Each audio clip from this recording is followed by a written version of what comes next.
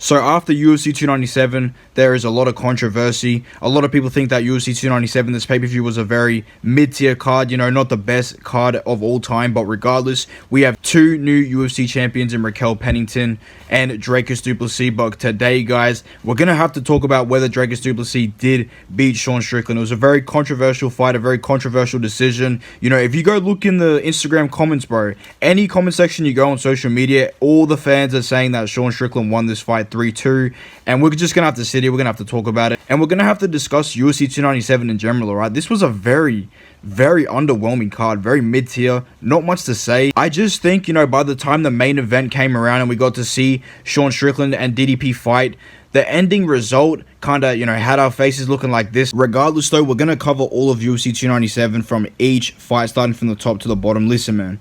A lot of people think that Dricus du Plessis, although becoming the new UFC middleweight champion, a lot of people think that he won this fight 4 rounds to 1. And I gotta say, you guys are, what are you guys even smoking, dude? How would you score this fight 4 rounds to 1 in DDP's favor?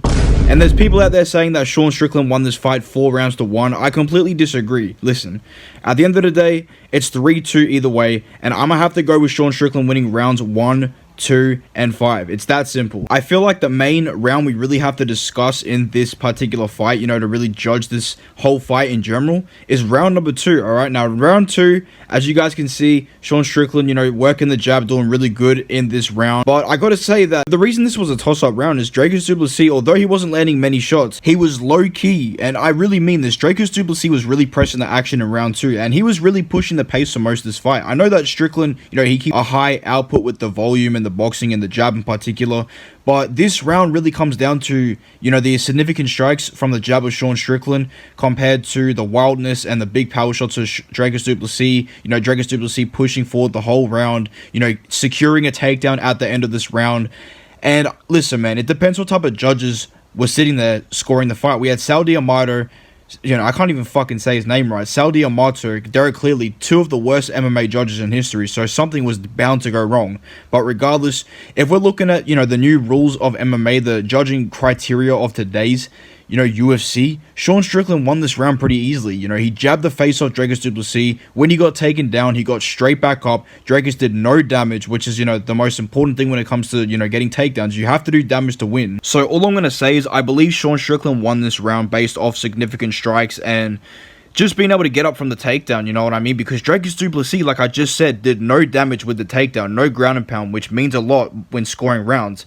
And Sean Strickland was jabbing his fucking face off. But at the end of the day, I can see why the judges gave it to DDP for this round. I mean, he was pushing the pace the whole fight, taking the center of the cage. And when you're the challenger, the judges want to see you imposing your will, you know what I mean? Being a threat to the challenger.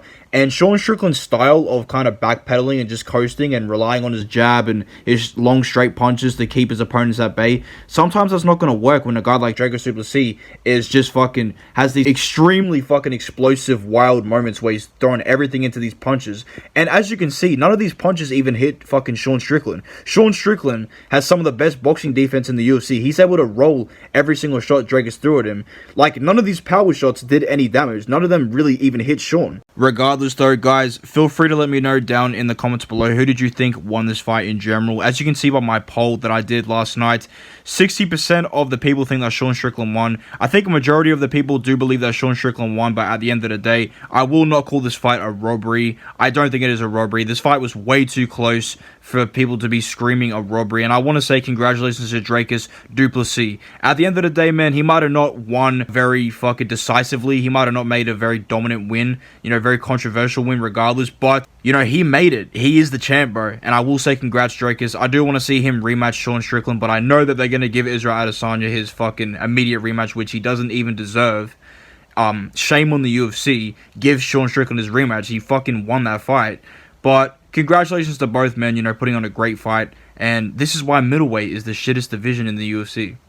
In the co-main event, guys, we had Raquel Pennington versus Mara Bueno Silva for the vacant bantamweight women's title. I really don't care about this fight. This was atrocious to watch. The fact that it was a co-main was even more fucking disturbing. But put some, give my respect I picked Raquel Pennington by decision, the underdog. What an absolute Giga Chad fucking prediction, bro. I mean, come on, bro. We move on to the biggest moment of this card, guys. Mike Malott, Canada's best UFC prospect, gets derailed in front of his home crowd, alright, against Neil Magny, the best gatekeeper in UFC history. Pretty much, Mike Malott was dominating this fight for 14 minutes. Basically, 2.5 rounds was destroying Neil Magny, and then he just completely gassed out, let Neil Magny take position of the fight, start beating him up with ground and pound.